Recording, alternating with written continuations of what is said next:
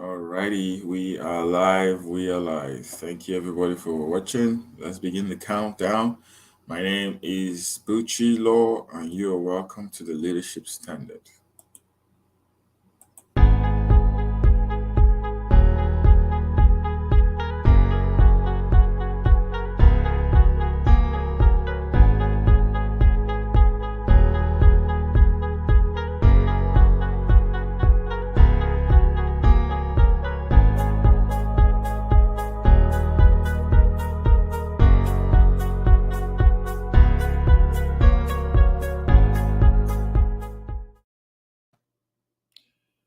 Alrighty, welcome. Welcome to another edition of the Leadership Standard. My name is Bucci Law, and you are right now live with me. Thank you everyone for being a part of my show today. We intend to have a wonderful show today, and hopefully tomorrow we are gonna have Susan Mounts join us. So let's do. Okay, yes, I'm just checking, making sure that the audio check is well. Today we will be highlighting some videos that happened in the week. We're going to be doing a run through of some of the events that happened during this week. It's been a very eventful week, if I might say. Some of us feel that a lot happened this week. Some of us are still trying to get our heads together on what happened. Um, but yeah, happy that we are alive to see the end of the week. It's been a long week, but we are here, we are alive, so there's no more to talk about. All we can just say is that thank God for life. Um, but it's a lot's been happening, a lot has been happening. And I wanted to share that with you, share that experience with you today. So we're going to start off with some stories that have made the headlines. Please, if at any point in time you cannot hear me, please let me know. Make your comments. This is the Leadership Standard.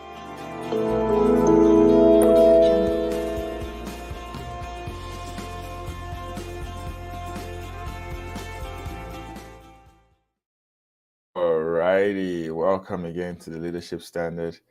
I'm going to share some stories of some things that happened this past week. As we all know, there was a train bomb blast, as well as some kidnapping and killings that were carried out by the terrorist group Boko Haram in the north of Nigeria that killed a lot of people, young people, old people, you know, Igbo, Yoruba, Hausa, all types, all races of people were killed by marauding terrorists who came in and attacked the train. But I wanted to show some few things about what the government of Nigeria, how complicit the government of Nigeria is in all of this. You have to understand that the Nigerian government has been playing, some type of politics with the lives of people. The lives of Nigerians have been used in sort of like a bargaining, chip, but it's not the way it should be because a lot of young people's lives have been killed. A lot of people's lives have been murdered in this massacre, and it just keeps happening over and over again. So let me share my screen with you. As you may see on the screen, Amechi wanted to give 3.7 billion naira rail security contract to a father, mother, and child.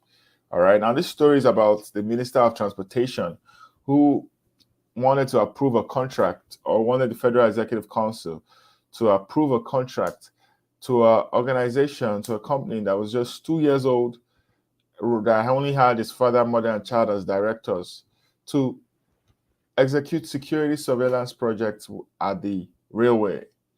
After the Abuja Kaduna rail attack, the minister told journalists during an interview that he had predicted that the attack was going to happen and that he had requested for 3.7 billion naira,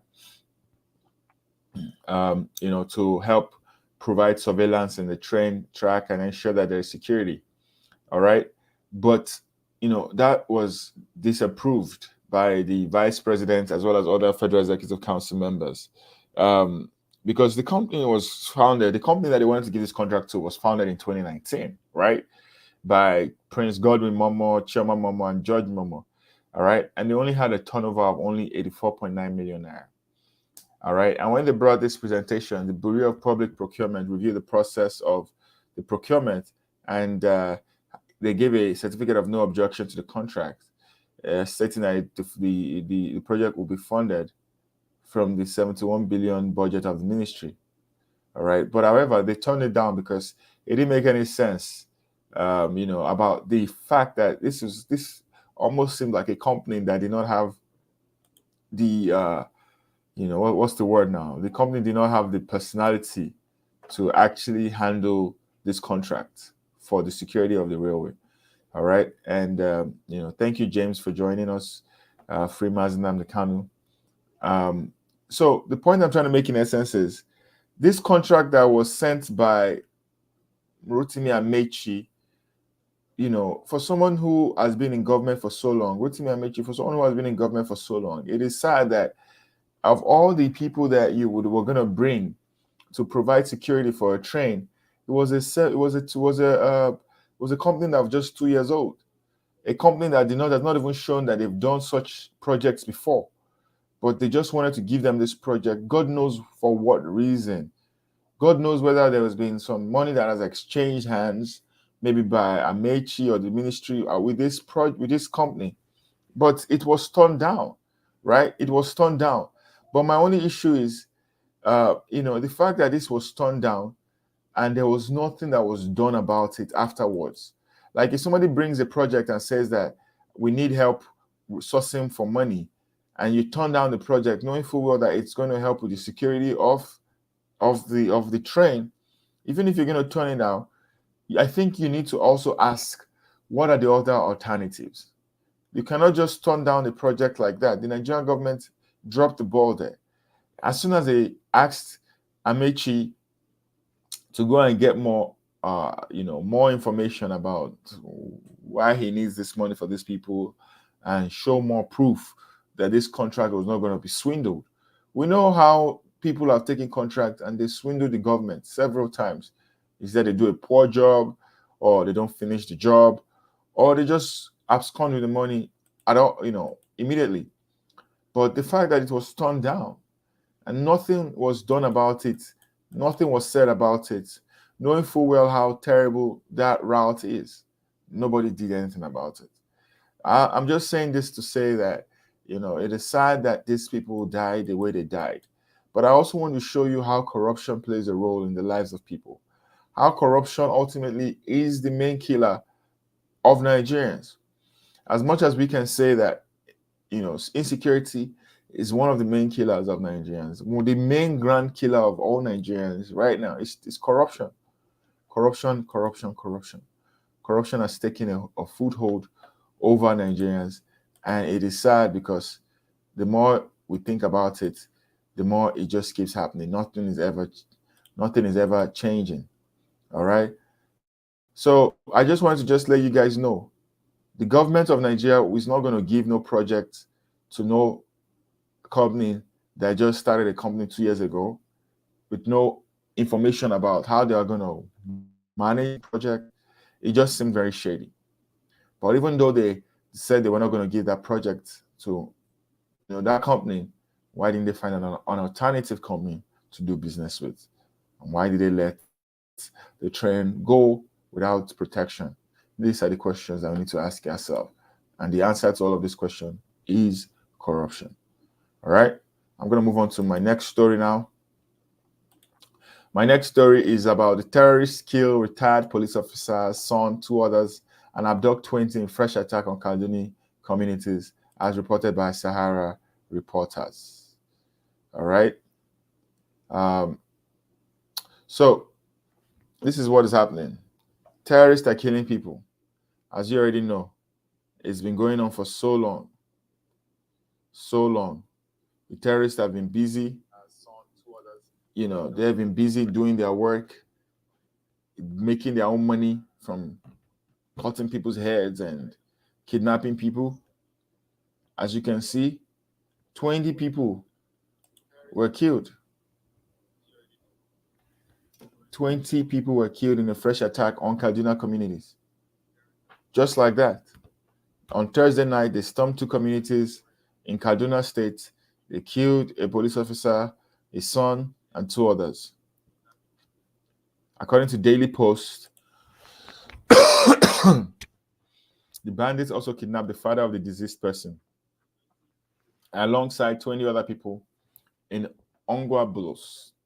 Confirming the incident in Kaduna, a resident, Mr. Benjamin, said the bandits had a field day terrorizing the residents of the area. They had a field day. What that means is that they had time.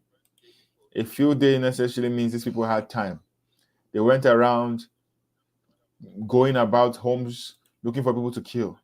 They attacked the Giwa local government area, attacked 9 villages, killed over 50, burnt houses, a church, kidnapped scores of residents. Imagine these people attacking 9 villages, burning 50 houses, a church. Less than 24 hours, they unleashed mayhem at Kaduna International Airport, killed a security guard, and delayed aircraft from taking off. And on Monday night, they attacked a train, an Abuja Kaduna train with over 300 passengers aboard. If these people were facing attack, just like the way the people from the southeast are facing attack on a daily basis, believe me, there will be no time for them to attack 9 villages, having a field day, taking their good old time, singing Kumbaya while blowing up people's homes and killing people's families. It shows you how complicit this government is. These people have been giving you all the signs that they are going to keep attacking. But yet, when they attack, they have so much time to kill more people before the government even reacts to this. So I don't know what else you need to know about the fact that these people of the South, the people of the North right now are on their own. Yes, they're on their own. No matter how we look at it, you can see clearly the writing in the wall is saying that Nigerians are currently on their own, because a government that would just let people just go about just killing people for no reason, back to back. This is like a hit back to back. They keep making hits, back to back hits, and people keep dying. And I don't know what the people of Southern Kaduna want to do, but this is one too many, if you ask me. So that's my opinion. I just feel like there is something fishy about this. This government has been so complicitly quiet about these people's killings. Rather than ending them totally, they still go ahead and give them amnesty and rehabilitate them. I don't know what kind of rehabilitation will change a stone cold killer that has been killing people. I don't know. There's some rehabilitations that can work, but not the fast-paced rehabilitation that's going on currently in Nigeria, where they are rehabilitating terrorists, 500 terrorists in a month, 600 terrorists, and putting them back in society to go and buy foodstuff with the people with their victims. I don't know how these people think, but that's the government of Nigeria for you. All right. So I wanted to just let you guys know about that, so that you understand that Nigeria is not a real place. People are killing people, but rather the government is more interested in pardoning the terrorists rather than ensuring that they get justice. So that's my own opinion. Moving on, I'm going to play another. I'm going to play another. I'm going to play this story. All right. Let me know if you guys can hear this. We must look for foreign support to save this nation. This is my position, Mr. President. We must rise to it. They are killing people in the east, in the west, in the south, in the north. We should shut down the National Assembly. Let's shut down. If we cannot save this country, we stay in our homes. Our country is bleeding. People are in poverty. There's no food. People are hungry. Insecurity is threatening us. We cannot pretend. It's better we're not here. Then we're not seeing how your people are dying every day.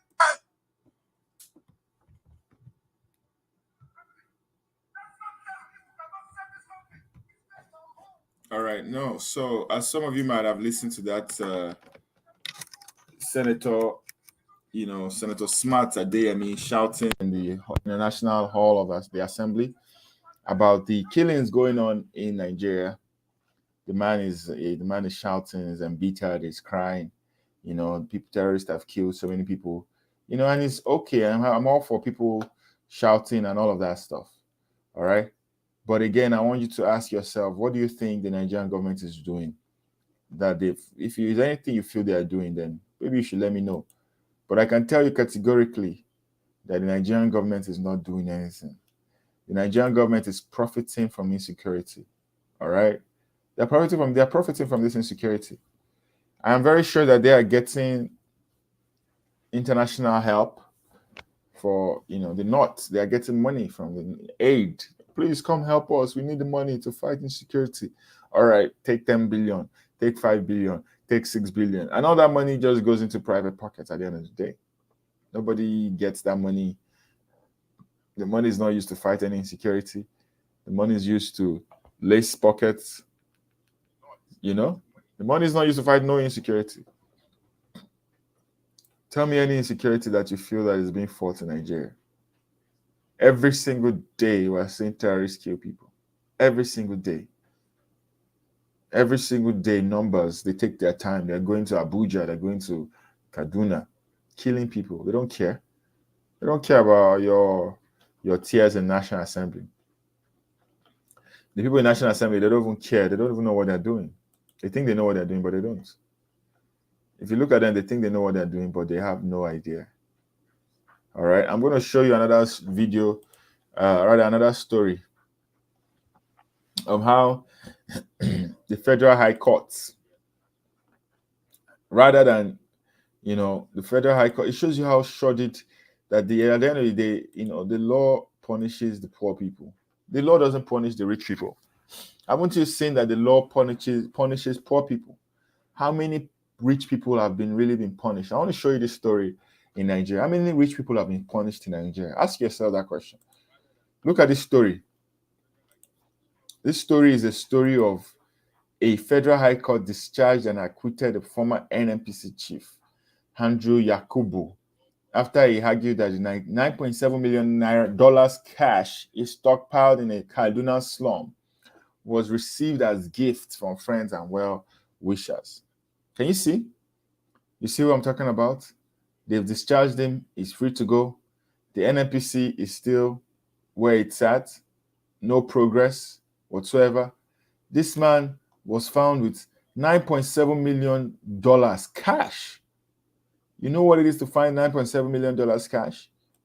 Do you know how much other monies he probably has hidden somewhere that we don't even know about? This man was found with $9.7 million cash. He stockpiled this money in a place, in a house, and it was later found. I believe this was one that it was a whistleblower that spoke up against this. But he's a free man now. He's a free man. Free man, because the EFCC, they were incompetent in handling the case. But when it is time for them to convict, I'm not saying I don't support fraud or any type of crime, but we know that in Nigeria, these criminals the main criminals are the ones in the top. All these other petty criminals that are stealing, some few dollars here and some dollars here, they are the ones that they convict. They put them in prison for long terms. But the main criminals are still the government's money. They don't put them in prison. Look at how the EFCC did a poor job in handling this case. All that might have happened was that they might have just bribed the EFCC prosecutor to do a poor job. And he goes there and just be talking nonsense because he knows that they've already paid him to talk nonsense. And he doesn't prove his case beyond reasonable doubt. And they let the man go because the judge is not going to come in and help the lawyer of the EFCC to do his job. It is your responsibility to do your job as a lawyer to prove your case. If you cannot prove your case, then it's your fault. Now this man is let go. And what is this precedent showing? Time and time again, we have seen people that have been let go for stealing or allegedly stealing the money of Nigeria. Yes, it might be true that the $9.7 million that he got was from gifts from friends and well-wishers. But can he tell us how many of these friends and how much they gave him and made it a total of $9.7 million? Do you know how many? Do you know the kind of friends you need to have that will give you $9.7 million? Do you know the amount? Even Barack Obama himself doesn't even have those kind of friends that will just want to dash him $9.7 million like that. The highest they can do, maybe they will put that money in an organization. Say, okay, we're going to donate $9.7 million to your organization. But do you know how tough that is? Let's not deceive ourselves. This government is a corrupt government, and they will always constantly support their own people. That is what it is. They will support their own people to carry out high crimes against the government, against the people of Nigeria. Can you imagine $9.7 million wasting away in a slum? Do you know how much development $9.7 million can do? Do you know where that money can go to and help people, help families, help students that are looking for school fees, to pay for their school fees, to go to school abroad or to go to school in Nigeria? Nigeria is not thinking properly. And this is one of the effects of that. We're not thinking properly. And until we start thinking properly and demanding accountability, we're going to be in a continuous state of backwardness. As you are seeing now, we're just going backward and backward and backward. We think we're making progress, but this progress is a failed progress. We're making individual progress, but as a nation, collectively, we're not anywhere. We're nowhere to be found. We're a laughing stock to this generation and to the continent of Africa, But let's keep deceiving ourselves. Hopefully, one day we tell ourselves the collective truth that the past generation has failed Nigerians, and this generation is also going towards the path of still making that mistake of failing Nigerians again. But this is another story I wanted us to share. This is a story of El Rufai making public that they know the camp of the terrorists that attacked Kaduna Airport and train stations. But the federal government has refused to do the needful because these terrorists are Fulani. Meanwhile, the Nigerian army is committing atrocities in the southeast, disguising that they are fighting IPOB. Let's watch this story so that you guys can see exactly how bad it is where you are.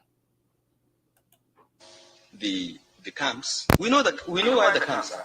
We have the maps. We know the camps. We know where the camps are. We have the maps. We know everything. We have their phone number. But we listen to their conversations sometimes. So, but it has to be done across the 5 states and the Niger state at the same time, and just wipe them. The camps. We know where the camps are. We have the maps. We know everything. We have their phone numbers. We listen to their conversations sometimes. So, but it has to be done across the 5 states and the Niger state at the same time. As you can hear, they know where these camps are. They know where these terrorists are, but they don't know how to solve the problem. All right? When people keep telling you that they know where these camps are, they know all this stuff, they know all of this stuff, but how do you know all of these things, but yet you still don't know how to solve the problem? That is my question. All right? My question is, how can you say you know where the camps are, but still you do not know how to solve the problem? Nigeria is run by terrorists. These terrorists are wearing agbada. These terrorists are wearing the Nigerian military uniform. Nigeria is run by terrorists. And the earlier we realize it, the better for all of us. Nigeria is run by terrorists. We cannot continue to deceive ourselves. The hour is near. The hour of mass genocide is near. There's going to be mass genocide, people. Pray, pray, pray. As well as you are praying, be ready to protect yourself. Do not be sitting ducks. I'm going to share some last stories before I leave. As you can see, a terrorist bomb train carrying 900 passengers on Abuja-Kaduna route.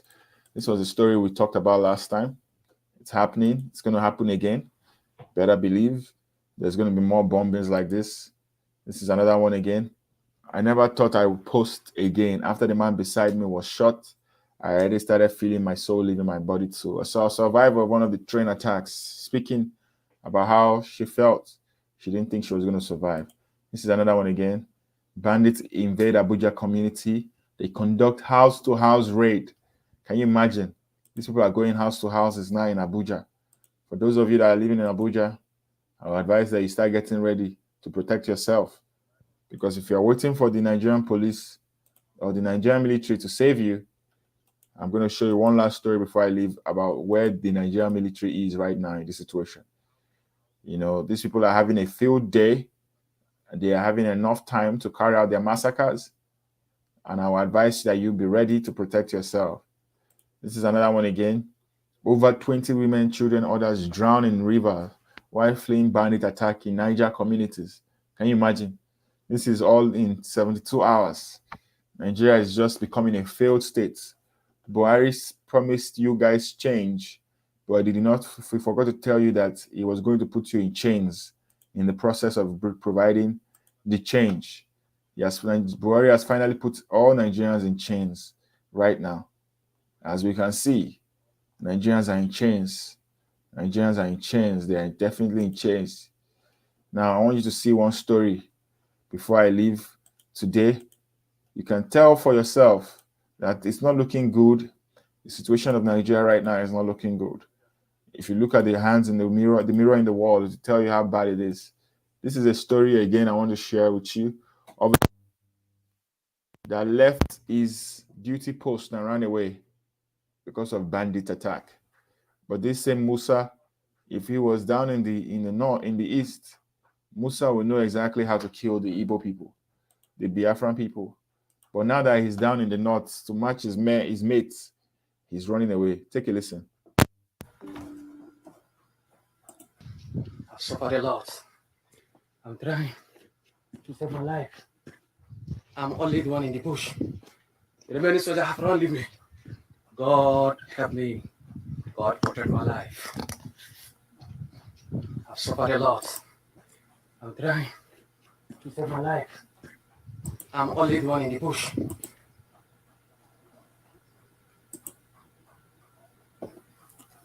As you can see, God help me. Well, Protect my life. as you guys can see, it's terrible out there. The soldier man is running away from his responsibility because he himself needs his life to be protected by the same God that he's calling. But let us tell ourselves the truth. How long more are we going to continue like this? We have to wake up. We have to start demanding accountability. We have to start speaking up. And we have to start expecting a change in our circumstance.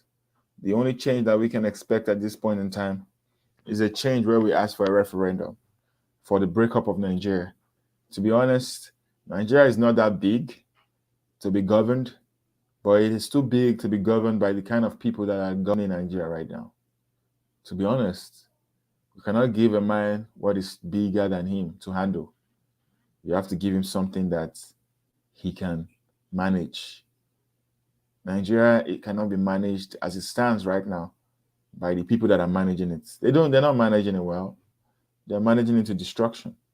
So the best thing now is to make sure that everybody goes and manages their own resources and see how we do. I think that's the best thing. That's my opinion. Thank you for watching.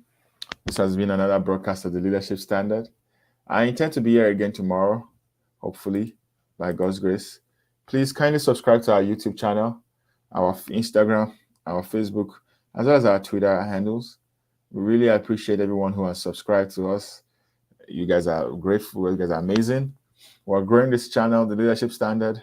We're here trying to ensure that everyone gets information about what's going on in Nigeria. We need help. You know, the people of Biafra need help. The people of Yoruba Nation need help. By the end of the day, we have to be very vigilant and ensure that we don't make the same mistakes that our fathers made. Thank you, everybody, for listening. God bless you all.